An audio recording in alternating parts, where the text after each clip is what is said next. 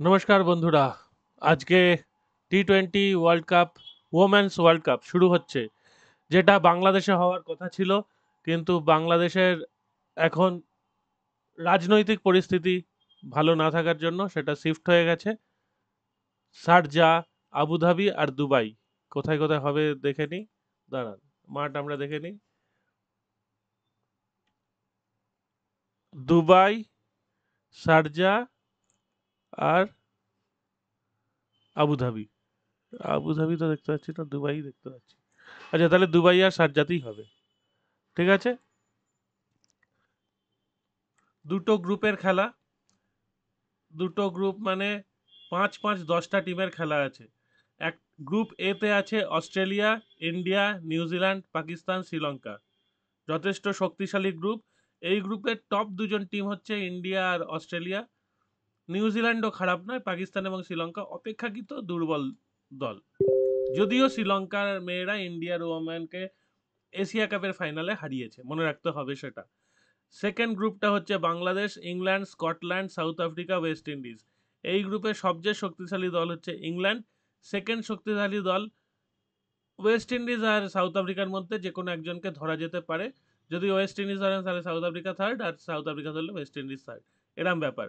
আর Scotland আর বাংলাদেশ কম শক্তিশালী দল, এবং স্কটল্যান্ড অপেক্ষাকৃত সবচেয়ে কম শক্তিশালী, বাংলাদেশ তার চেয়ে শক্তিশালী দল হলেও আজকে কিন্তু খেলা আছে স্কটল্যান্ড ভার্সেস বাংলাদেশ।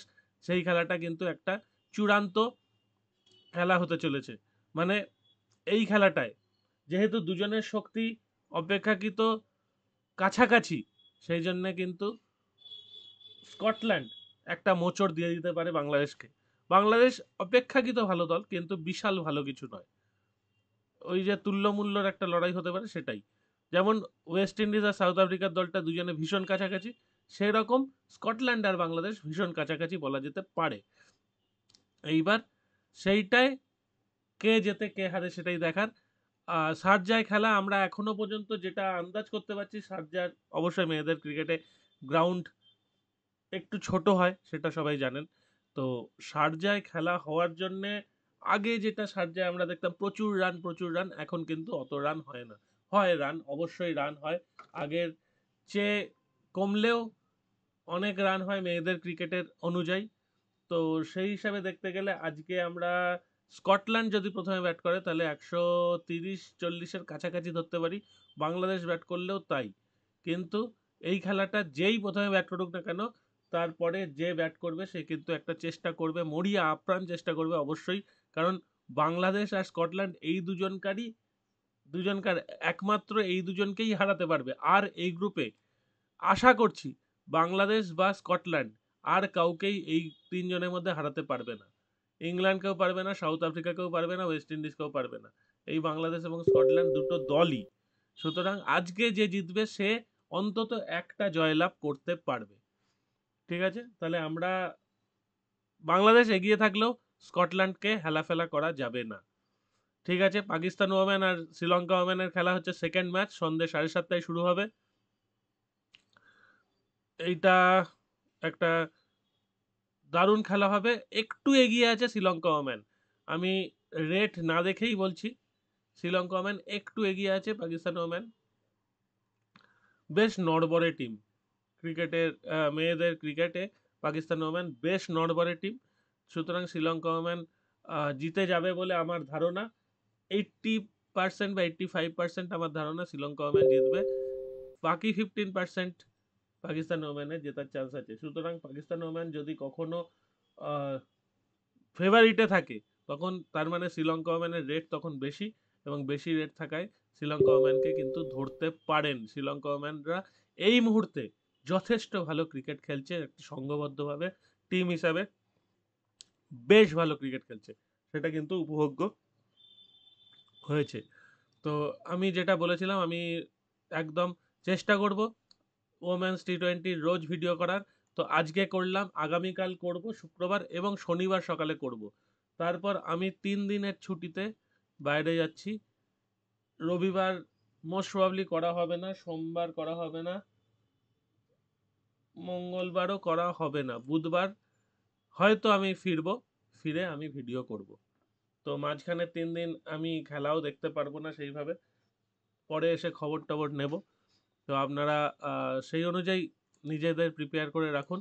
আমি প্রথম 3 দিনের ভিডিও যতটা সম্ভব আপনাদের কাছে তুলে ধরার চেষ্টা করব, এবং দেখা যাক তারপর আমরা পুরো টুর্নামেন্টে প্রফিটে থাকতে পারি কিনা। কিন্তু আজকের জ্যাকপটের চান্স হচ্ছে প্রথম ম্যাচ, বাংলাদেশ ভার্সেস স্কটল্যান্ড।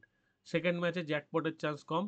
যদি কখনো শ্রীলঙ্কা বিপাকে পড়ে তখন শ্রীলঙ্কাকে একবার ধরবেন, শ্রীলঙ্কা কামব্যাক করে আসতে পারে, এই সম্ভাবনা আছে।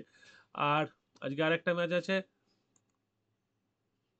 Canada টি20-তে, Oman versus Canada. কালকে কিন্তু নেপাল আবার একটা জয়লাভ করেছে ওমানের এগেনস্টে, সুতরাং আজকে ওমান ভার্সেস কানাডা হলেই বোধহয় টুর্নামেন্টটা শেষ হয়ে যাবে। হ্যাঁ, এদের তো ফাইনাল টাইনালের কোনো ব্যাপার নেই, 3জন টিম খেলছে, এটার ফাইনালের কি আছে। মানে দেখাই যাচ্ছে যে নেপাল ফার্স্ট অবস্থায় আছে আপাতত ওমান আর কানাডার মধ্যে। আজকে কানাডা যদি জেতে তাহলে কিন্তু কানাডা ফার্স্টে চলে যাবে, কারণ কানাডার রেট 6, কানাডার পয়েন্ট 6 হয়ে যাবে, রান রেটটা খারাপ আছে, তখন ভালো হয়ে যেতে পারে। আর সন্দীপ লামিছানে 8খানা উইকেট নিয়েছে, আকিব ইলিয়াস 6খানা, ফায়াজ বাট 6খানা। কানাডার কিন্তু ব্যাটিং বেশ ভালো চলছে, কানাডার ব্যাটিং খারাপ নয়।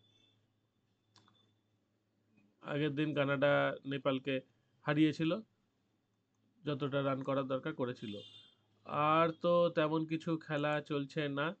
সিপিএল এর কোয়ালিফায়ার এই সকালেও হচ্ছিল বোধহয়। তো যারা দেখছেন সিপিএল, আমি একটুও ফলো করিনি সিপিএল, সুতরাং আলোচনা করে লাভ নেই। এইটার ম্যাচটা, সাউথ আফ্রিকা আয়ারল্যান্ডের ম্যাচটা কিন্তু ভালো হয়নি গতকাল। সরি, হ্যাঁ, সাউথ আফ্রিকা আয়ারল্যান্ডের ম্যাচটা একতরফা হয়ে গেছে।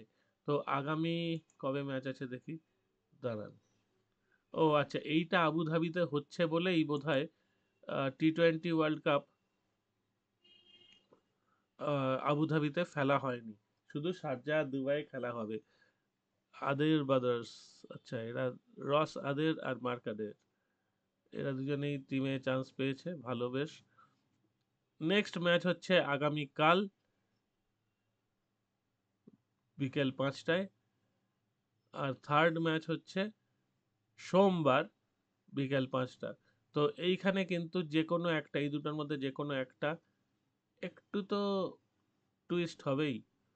যেমন সাউথ আফ্রিকাকে একটা ম্যাচে আয়ারল্যান্ড বিপাকে ফেলেছিল, এবং সেই ম্যাচটা ভালো জ্যাকপট হয়েছিল। তো আমাদেরও সেই দিকে লক্ষ্য রাখতে হবে, দুটোর মধ্যে একটাই টুইস্ট হবে আশা করছি। তো এখানেই আজকে শেষ করলাম, ভালো থাকবেন সবাই।